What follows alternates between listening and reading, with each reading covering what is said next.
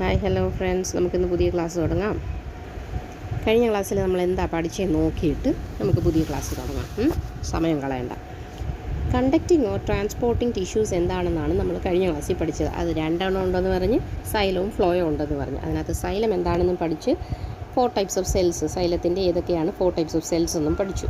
ഇന്ന് നമ്മൾ പറയാൻ പോകുന്നത് ഫ്ലോയവും അതിൻ്റെ 4 ടൈപ്സ് ഓഫ് സെൽസ് ഏതൊക്കെയാണെന്നുള്ളതാണ്. ഫ്ലോയം എന്താണെന്ന് നമുക്ക് നോക്കാം.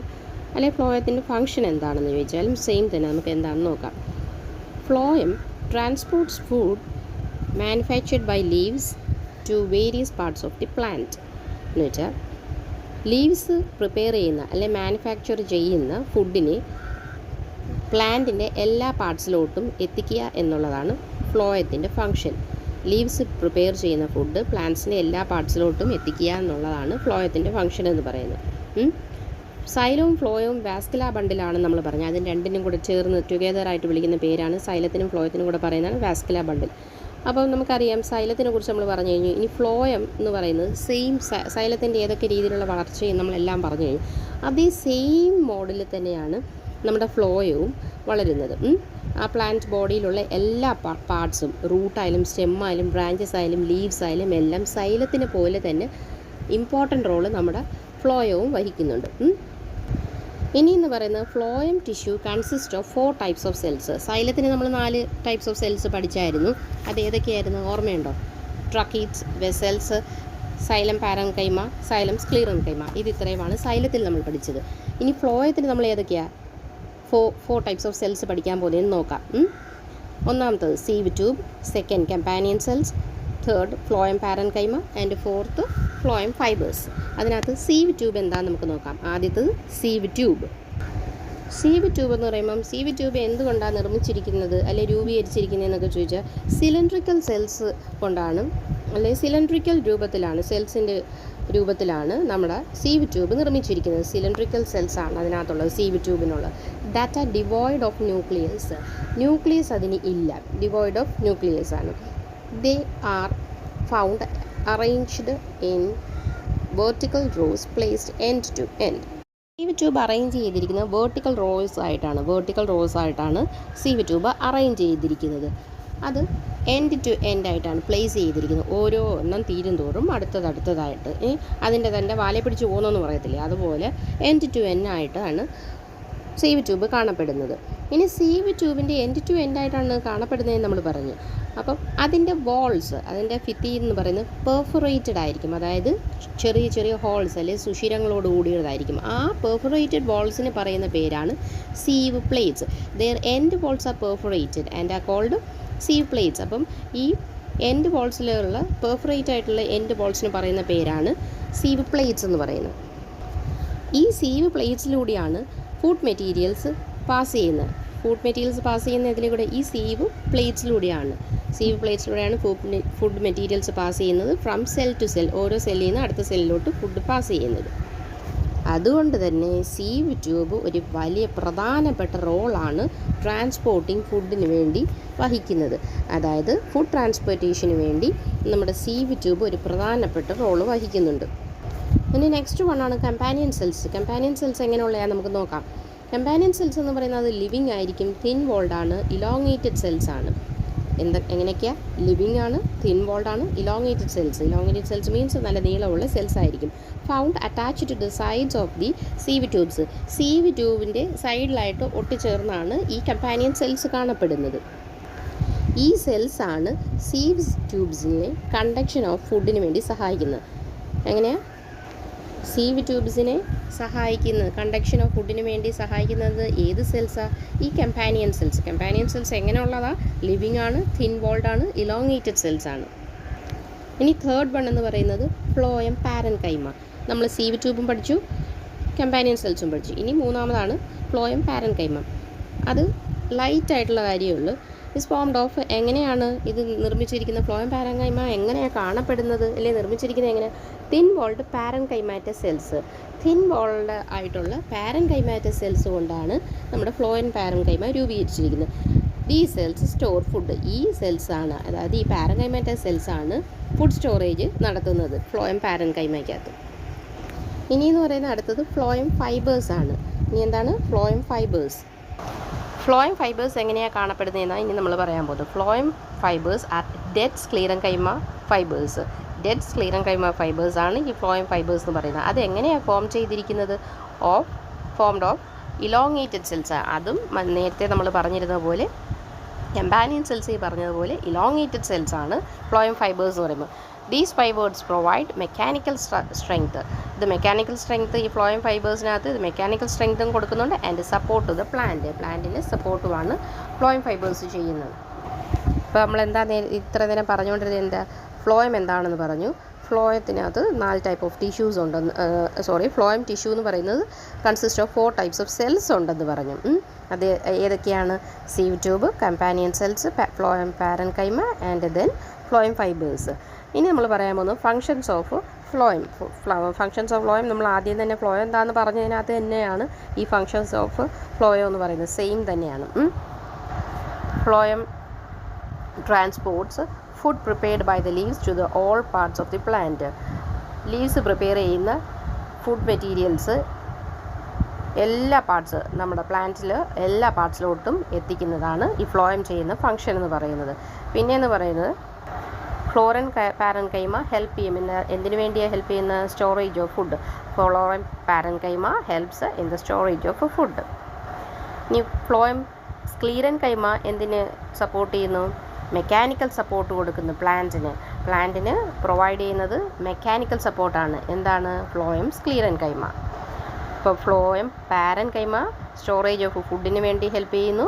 ഇനി ഫ്ലോയം സ്ക്ലീറൻകൈമ എന്ന് പറയുന്നത് provides mechanical support to the plant. ഇതിപ്പോൾ നമ്മൾ സൈലം എന്താണെന്നും ഫ്ലോയം എന്താണെന്നും പഠിച്ചു, അതിൻ്റെ ഡിവിഷൻസും ഒക്കെ പഠിച്ചു കഴിഞ്ഞു. അപ്പോൾ നമുക്ക് ഇനി ഒരു ക്വസ്റ്റ്യൻ വരാമെന്ന് പറയുന്നത് ഇതിനകത്ത് തന്നെ എല്ലാം വരാമെന്നുണ്ടെങ്കിലും ഡിഫറൻസും കൂടെ ചോദിക്കാം. അപ്പോൾ ഡിഫറൻസ് എന്താണെന്ന് നമുക്ക് നോക്കാം. Differences between xylem and phloem. Xylem first നമുക്ക് നോക്കാം, എന്നിട്ട് ഫ്ലോയം. സൈലം എന്ന് പറയുന്നത് conducts water and mineral salts from the roots to the aerial parts of the plant. നമ്മൾ പറഞ്ഞു കഴിഞ്ഞതാ. എന്താ സൈലം പഠിച്ചപ്പോൾ തന്നെ ഉണ്ടായിരുന്നല്ലോ അതിനകത്ത്. വാട്ടറും മിനറൽ സോൾട്ട്സും എല്ലാം റൂട്ട്സ് മുതൽ aerial parts of the plant വരെ സൈലം ഫങ്ഷൻ ചെയ്യുന്നുണ്ട്. ഇനി നമ്മുടെ ഫ്ലോയത്തിൻ്റെ ഫങ്ഷൻ എന്താണെന്ന് വെച്ചാൽ എന്താണ്? Translocates food from the leaves to the storage organs and growing parts of the plant. അത് നമുക്കറിയാവുന്ന കാര്യം, നമ്മൾ പഠിച്ചു കഴിഞ്ഞ കാര്യമാണ്. ഇനി സൈലം എന്ന് പറയുന്നത് മെയ്ഡപ്പ് ഓഫ് എന്തൊക്കെ വെച്ചാണ്? 4 ടൈപ്പ് ഓഫ് സെൽസ് നമ്മൾ പറഞ്ഞില്ലായിരുന്നു സൈലത്ത്. ഏതൊക്കെ? Tracheids, vessels, xylem parenchyma and xylem fibres. അതുപോലെ തന്നെ മെയ്ഡപ്പ് ഓഫ് നമ്മുടെ ഫ്ലോയം എന്ന് പറയുന്നത് ഏതൊക്കെ ടൈപ്പ് ഓഫ് സെൽസ് ആണ്? Made up of sieve tubes, companion cells, phloem parenchyma and phloem fibres. അവിടെയും 4 ടൈപ്പ് ഓഫ് സെൽസ് ഉണ്ട്. ഇനി എന്ന് പറയുന്നത് സൈലത്തിനകത്ത് കണ്ടക്റ്റിംഗ് സെൽസ് ആർ ഡെഡ്. ഈ കണ്ടക്റ്റിംഗ് സെൽസ് ഏതൊക്കെയാണ് നമ്മുടെ സൈലത്തിനകത്തുള്ള? Vessels and tracheids. ഇനി ഫ്ലോയം എന്ന് പറയുമ്പം conducting cells are living. Conducting cells ഏതാണ്? ഫ്ലോയത്തിനകത്തുള്ളത് സീവ് ട്യൂബ്സ് ആണ്, അത് ലിവിങ് ആയിരിക്കും. ഇനി സൈലത്തിനകത്ത് കണ്ടക്ഷൻ ഈസ് യൂണി ഡയറക്ഷനിലാണ്. ഫ്ലോയത്തിനാണ് കണ്ടക്ഷൻ ഈസ് ബൈ ഡയറക്ഷനൽ, അങ്ങോട്ടും ഇങ്ങോട്ടും കാണും. ഇനി സൈലത്തിനകത്ത് ഊർജ്ജത്തിൻ്റെ ചിലവ് അല്ലെന്നുണ്ടെങ്കിൽ എനർജിയുടെ എക്സ്പെൻഡിച്ചർ ഒന്നും ആവശ്യമില്ല എന്നാണ് പറയുന്നത്. അതായത് conduction does not require any expenditure of energy. പക്ഷേ ഫ്ലോയത്തിന് അങ്ങനെയല്ല, എക്സ്പെൻഡിച്ചർ ഓഫ് എനർജി റിക്വയേഴ്സ് ആണ്. Conduction requires expenditure of energy. ഇനി ഇതിപ്പോൾ നമ്മൾ ആ ഡിഫറൻസസും പറഞ്ഞു കഴിഞ്ഞു. ഇനി നമ്മൾ പറയുന്നത് വെച്ചാൽ roots alone can absorb water whereas the leaves or the stem cannot. റൂട്ട്സിന് മാത്രമേ അബ്സോർബ് ചെയ്യാൻ പറ്റത്തുള്ളൂ വാട്ടറിന്, പക്ഷേ ലീവ്സിനും സ്റ്റെമ്മിനും പറ്റത്തില്ല എന്ന് പറയുക. അത് നമ്മൾ തെളിയിക്കുന്ന ഒരു ഡെമോൺസ്ട്രേഷൻ, ഒരു സിമ്പിൾ ആക്ടിവിറ്റിയാണ് ഇനി ഇവിടെ പറയുന്നത്. ആക്ടിവിറ്റി 2-നകത്താണ് നമ്മൾ പറയുന്നത്. നമ്മൾ ഫസ്റ്റ് ഒരു ആക്ടിവിറ്റി അതല്ല അങ്ങനെ ഇമ്പോർട്ടൻ്റ് ആയിട്ടുള്ളതല്ല, നമ്മളത് പറഞ്ഞു പോയില്ലായിരുന്നു. അതുകൊണ്ട് തന്നെ ഇത് സെക്കൻഡ് ആക്ടിവിറ്റി എന്ന് പറയുന്നത് നമുക്കൊന്ന് നോക്കാം, ജസ്റ്റ് ഒന്ന് നോക്കാം. ആക്ടിവിറ്റിയുടെ പേര് നമ്മൾ കൊടുത്തിരിക്കുന്നത് only the Roots absorb water. Roots മാത്രമേ അബ്സോർബ് ചെയ്യത്തുള്ളൂ എന്ന് പറഞ്ഞ് വാട്ടർ. അപ്പോൾ അതെങ്ങനെയാണ് നമ്മൾ നോക്കാൻ വേണ്ടിയുള്ള ആക്ടിവിറ്റിയാണിത്. 4 ടെസ്റ്റ് ട്യൂബ് എടുക്കാൻ പറഞ്ഞിട്ടുണ്ട്. ABCD ആയിട്ട് മാർക്ക് ചെയ്യാൻ പറഞ്ഞിട്ടുണ്ട്. അതിനകത്ത് Aയിലും Bയിലും Cയിലും ഒരേ അളവിൽ 3/4 ആയിട്ടുള്ള വാട്ടർ എടുക്കാൻ പറഞ്ഞിട്ടുണ്ട്, 1/4 ഭാഗം. എന്നിട്ട് Dയിൽ മാത്രം കുറച്ച് amount, little amount, little amount എന്ന് പറഞ്ഞിട്ടുണ്ട്. അപ്പം കുറച്ച് മാത്രം, ഇച്ചിരി വെള്ളം മാത്രം എടുക്കാൻ പറഞ്ഞിട്ടുണ്ട്. ഇത് നമുക്ക് വായിച്ചാൽ തന്നെ മനസ്സിലാവുന്നതാണ്. നമുക്ക് എന്നാലും നോക്കാം. ഒരു കോർക്ക് വെച്ച് ഈ Aയുടെ ആ മൗത്ത് പാർട്ടങ്ങ് ക്ലോസ് ചെയ്യണം. എന്നിട്ട് അതവിടെ വെച്ചിരിക്കുക. പിന്നെ രണ്ടാമത്തേനകത്തും മൂന്നാമത്തേനകത്തും എന്താണെന്ന് നോക്കാം. ഒരു ബാൽസം പ്ലാന്റ് ആണ് ഇതിനകത്ത് പറഞ്ഞിരിക്കുന്നത്. ജസ്റ്റ് ഒരു സ്മോൾ സൈസ് പ്ലാന്റ് എടുക്കണം. ഏതായാലും ബാൽസം അല്ലെന്നുണ്ടെങ്കിലും വേറെ ഏതെങ്കിലും ഒരു പ്ലാന്റ് ആണെങ്കിലും സ്മോൾ സൈസ് പ്ലാന്റ് എടുക്കണം. എന്നിട്ട് ബിയിലും സിയിലും ഒരേ ലെവലിൽ നമ്മൾ വാട്ടർ ഒഴിച്ച് അതിനകത്ത് ഡിപ്പ് ചെയ്യാനാണ് പറഞ്ഞിരിക്കുന്നത്. ബിയിലും സിയിലും സെയിം ലെവൽ ഓഫ് വാട്ടറാണ് പറയുന്നത്. പക്ഷേ ഡിക്കകത്ത് ഒരു ഇച്ചിരി മാത്രം വെള്ളം ഒഴിച്ചിട്ടുള്ളതെന്ന് നമ്മൾ പറഞ്ഞിട്ടുണ്ട്. അതിനകത്ത് ഈ പ്ലാന്റിന് ഡിപ്പ് ചെയ്യുക. എന്നിട്ട് സിക്കകത്ത് ഒരു ഡൈ അപ്ലൈ ചെയ്യാൻ പറഞ്ഞിട്ടുണ്ട്. സജസ്റ്റ് പിങ്ക് കളേർഡ് കാർമൈൻ പറഞ്ഞിട്ടുണ്ട്, കാർമൈൻ. പിന്നെ ബിക്കകത്തും സിക്കകത്തും നമ്മൾ പറയുന്നത് for a few drops of oil, അതായത് ലൈക്ക് മസ്റ്റർഡ് ഓയിൽ, കടുകെണ്ണ പോലത്തെ അത് ഒഴിക്കാൻ പറയുന്നത്, എണ്ണ തന്നെ ഒഴിക്കാൻ പറഞ്ഞിട്ടുണ്ട്. Which will float on the surface and prevent any loss of water by evaporation.